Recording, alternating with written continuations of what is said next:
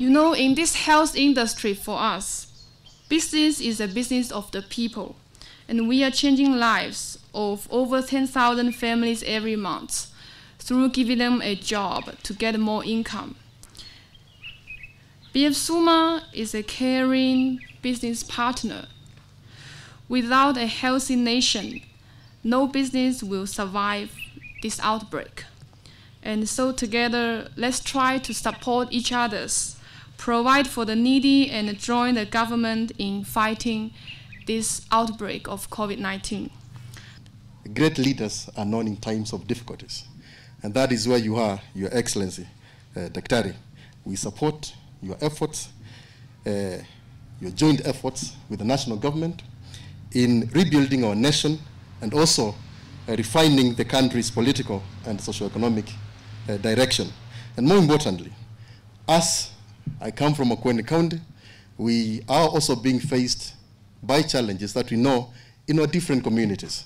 And we look up to you to bring together communities in this country, including the Kamba Nation, so that we can build our people and also increase our communities' competitiveness. We've seen some challenges include the Taita Taveta boundary between Taita Taveta and Makueni counties, which we believe, as a champion of peace building, you would be the ideal person to lead this process. Once more, Your Excellency, ladies and gentlemen, asante sana.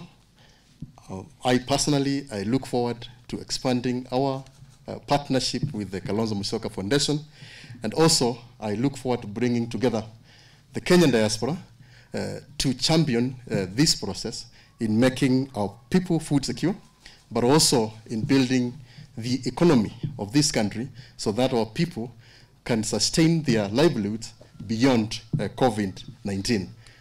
I fail to understand how I can thank Honorable Kalonzo Musyoka, because even in his busy schedule, he is one person who will always go down to look for things that he can do to change the society.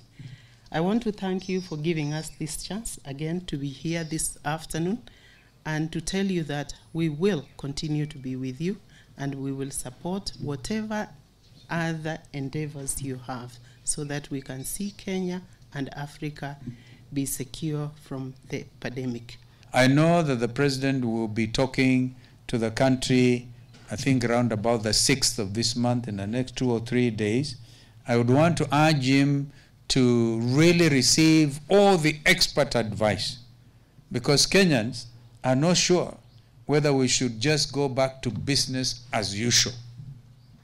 I sense a feeling that there's so much tragedy around this COVID thing that it may be too soon to run and say, get on with it.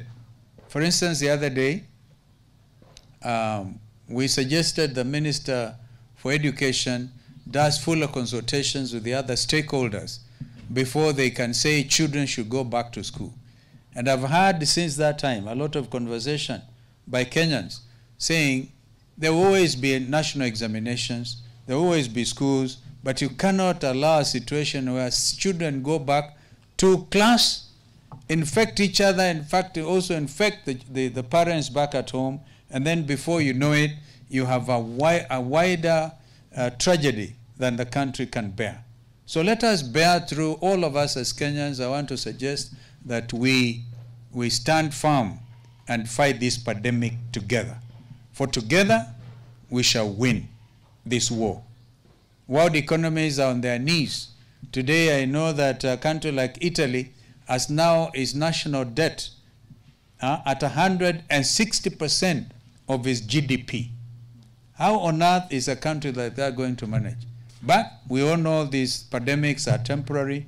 We know that our own GDP is now scheduled to grow, planned to grow at about 2.3%.